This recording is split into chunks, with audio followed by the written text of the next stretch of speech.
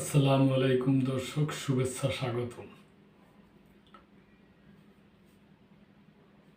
চট্টগ্রামে আইনজীবী হত্যার প্রতিবাদে বিভিন্ন স্থানে বিক্ষোভ সমাবেশ। গতকালকে চট্টগ্রামে ওই যে হিন্দু এক নেতা, ইসকনের নেতা, ওনাকে আদালতে নিয়ে আদালতের রায় এই সমস্ত ব্যাপারে একটু গন্ডগোল হয়েছে আর কি, ওই ব্যাপারে একটা নিউজ। চট্টগ্রামের সরকারি কুশলী এপিপি সাইফুল ইসলাম নিহতের ঘটনায় নগরে বিক্ষোভ করছেন আইনজীবী ও শিক্ষার্থীরা। এই সময়ে জেলার বিভিন্ন এলাকা, নোয়াখালী এবং ফেনীতেও বিক্ষোভ মিছিল ও সমাবেশ হয়েছে। আজ মঙ্গলবার বিকেল থেকে এসব কর্মসূচি পালিত হয়েছে। এর আগে বিকেলে আইনশৃঙ্খলা রক্ষাকারী বাহিনী ও আইনজীবীদের সঙ্গে বাংলাদেশ সম্মিলিত সনাতনী জাগরণ জোটের মুখপাত্র চিন্ময় কৃষ্ণ দাস ব্রহ্মচারী অনুসারীদের সংঘর্ষ হয়। এ সময় সাইফুল ইসলাম নিহত হন। তিনি সহকারী সরকারি কুশলী এপিপি ছিলেন। তার বাড়ি লোহাগাড়ার চুন্তি এলাকায়। তাকে কুপিয়ে হত্যা করা হয়েছে বলে জানিয়েছেন চট্টগ্রাম আইনজীবী সমিতির সভাপতি নাজিমুদ্দিন চৌধুরী। এ ঘটনার পর থেকে চট্টগ্রাম আদালত এলাকায় বিক্ষোভ শুরু করেন আইনজীবীরা। আইনজীবী ভবনের সামনে, সোনালী ব্যাংকের সামনে, লয়েড রোডের হকার্স মার্কেটের সামনে এবং আদালত সড়কের বাংলাদেশ ব্যাংকের সামনে খণ্ডে খণ্ডে বিভক্ত হয়ে অবস্থান নেন আইনজীবীরা। এ সময় তারা বিচারের দাবিতে বিভিন্ন স্লোগান দেন।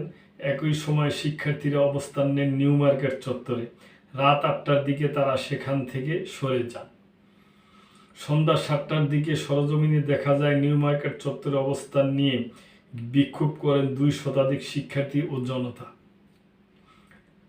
তারা বিভিন্ন স্লোগান দিচ্ছেন। বৈষম্য বিরোধী ছাত্র আন্দোলনের চট্টগ্রামের সমন্বয়ক রিজাউর রহমান সেখানে বক্তব্য দেন। তিনি বলেন, জুলাই বিপ্লবে রক্ত দিয়ে দেশ স্বাধীন হয়েছে। হিন্দু ভাইদের অনুরোধ, আপনারা ষড়যন্ত্রে পা দিবেন না। আমরা ঐক্যবদ্ধ হয়ে একসঙ্গে অসাম্প্রদায়িক দেশ গড়ব। আগামীকাল বুধবার বাদ জোহর নিউ মার্কেট চত্বরে সাইফুল ভাইয়ের জানাজা অনুষ্ঠিত হবে। বিজিবির গণসংযোগ কর্মকর্তা মোহাম্মদ শরীফুল ইসলাম বলেন, চট্টগ্রাম নগরে 6 প্লাটুন বিজিবি মোতায়েন করা হয়েছে। বিকেলে এই সিদ্ধান্ত নেওয়া হয়।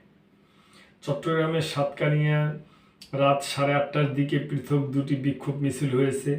জামাত শিবিরের নেতাকর্মী, ব্যবসায়ী ও স্থানীয় বাসিন্দারা উপজেলা সদরের প্রধান সড়ক এবং চট্টগ্রাম কক্সবাজার মহাসড়কের কেরানীহাট এলাকায় এই বিক্ষোভ মিছিল করে। লোহাগাড়া উপজেলায় কয়েক হাজার মানুষ বিক্ষোভ মিছিল করে।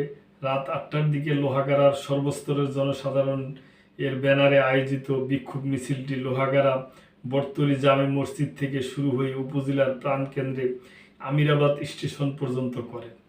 এ সময় স্টেশনে পুলিশ ও সেনাবাহিনীর সতর্ক অবস্থানে দেখা যায়। ফেনীতে রাত 9:30টার দিকে বিক্ষোভ মিছিল ও সমাবেশ করে ছাত্র জনতা।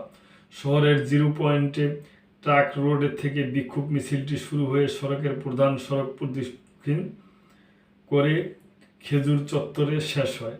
পরে সেখান থেকে প্রতিবাদ সমাবেশ অনুষ্ঠিত হয়। সমাবেশে বৈষম্য বিরোধী ছাত্র আন্দোলনের সমন্বয়ক মুহাইমিন তাজিম, মোহাম্মদ উমর ফারুক, তারেকুল ইসলাম, সাইফুল আলম, জাফর ইকবাল, ফোরকান প্রমুখ বক্তব্য দেন। সমাবেশে বৈষম্য বিরোধী ছাত্র আন্দোলনের সমন্বয়ক মুহাইমিন তাজিম বলেন, ইসকন একটি জঙ্গি সংগঠন। ইসকনের সকল কার্যক্রম নিষিদ্ধ করতে হবে। আগামী 24 ঘন্টার মধ্যে আইনজীবী হত্যাকারী ইসকনের সদস্যদের গ্রেপ্তার করে আইনের আওতায় আনতে হবে। দর্শক, এটা খুবই একটা উদ্বেগের ব্যাপার যে বিগত সরকারের পতন হওয়ার পর থেকে এই ইসকন বিভিন্ন ইস্যুতে তারা আন্দোলন করে এখন সে যে ইসকনের যে প্রধান, উনি যে অপরাধ করছে, ওনাকে রাষ্ট্রদ্রোহী মামলায় গ্রেপ্তার করা হয়েছে। উনি যদি দূষিত হয়, উনি যদি দোষী সাব্যস্ত হয়, সেটা আদালত মানে দেখবে। তাই আদালতের আইন অমান্য করে আদালত ওনাকে জামিন দেয় নাই, ওনার এখন কারাগারে যাইতে হবে। সেই জন্য সেই ব্যাপারে ওনার যে সমর্থকরা যে কাজটা করছে, এটা তো একটা সন্ত্রাসী কাজ। এটা তো কোনো মতেই গ্রহণযোগ্য একটা হইল না। যে ওনারা বলে যে ইসকন হিন্দু ধর্ম প্রচারকারীর একটা সংগঠন, কিন্তু তা তো এটা তো তাদের বোঝা যায় না। বোঝা যাইতেছে যে তারা আমাদের মানে বাংলাদেশের রাজনীতিক জড়ায় গেছে। এটা তো কোনো মতে ঠিক না। দর্শক, আমরা আশা করব যে সরকার এই ব্যাপারে সঠিক নজর দিয়া কঠোর আইনের মধ্যে নিয়ে আসা উচিত। আমরা তাওই চাই।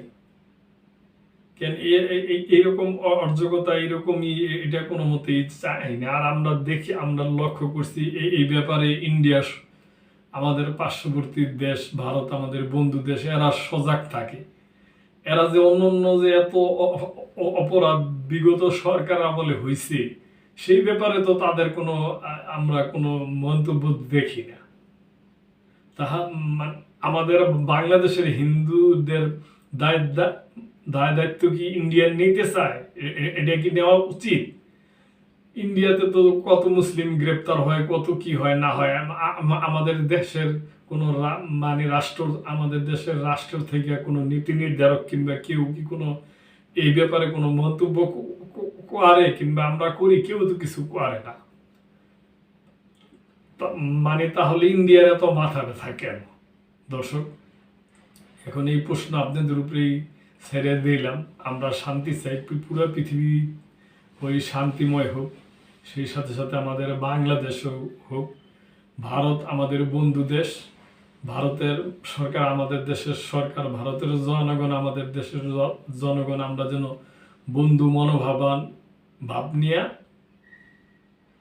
সামনের দিনগুলিতে চলতে পারি। দর্শক, এটাই আমাদের আশা। তা আজকে এই পর্যন্তই। সাবস্ক্রাইব করে চ্যানেলটির পাশে থাকবেন। আল্লাহ হাফেজ। আসসালামু আলাইকুম।